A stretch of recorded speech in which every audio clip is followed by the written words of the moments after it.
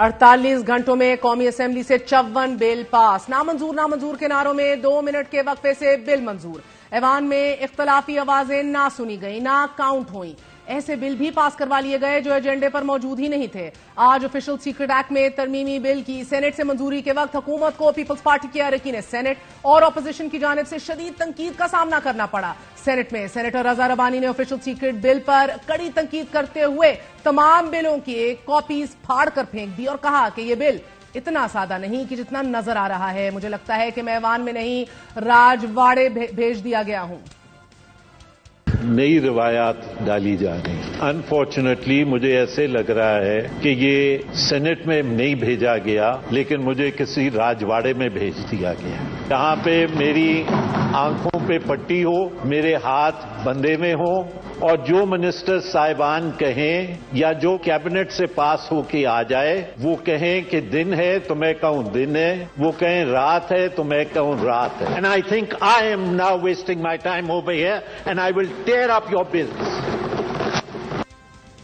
ताज्जुब यह है कि ऐवान में बिलों की मंजूरी के वक्त नो नामंजूर की आवाजें गूंजती रही नाजरीन, लेकिन chairman senate I think eyes have it भी कहते रहे और बिलों पर मोहर तस्दीक सब करते रहे।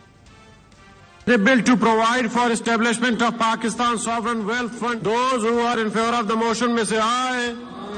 Those against the motion may say no. I think the ayes have it. The motion is adopted. Those against it may say no. I think the ayes have it. Clauses 2 to 52 stand part of the bill. Those who are in favor of it may say aye. Those against it may say no.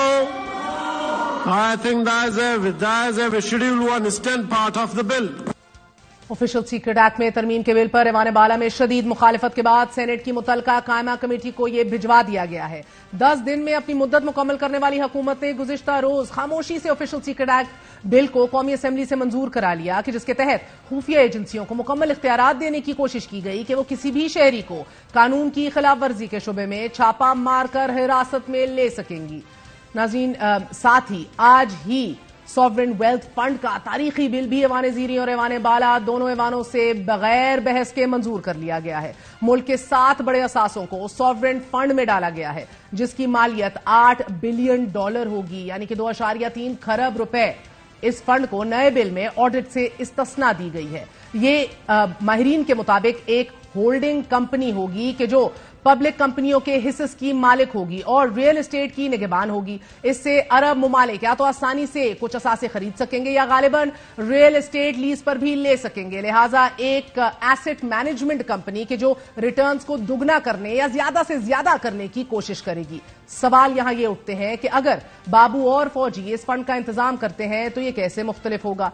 सबसे बड़ा सवाल ये उठता है कि अगर ये parliament के आजाद एक्ट के तहत ही काम करता है तो फिर निचकारी और पेपरा रूल्स और कंपनीज ऑर्डिनेंस जैसे बड़े बड़े अहम तरीन बिल, बहुत से कवानीन को नजरअंदाज करके किस तरह ट्रांसपेरेंसी और क्लैरिटी जो है वो हासिल की जाएगी।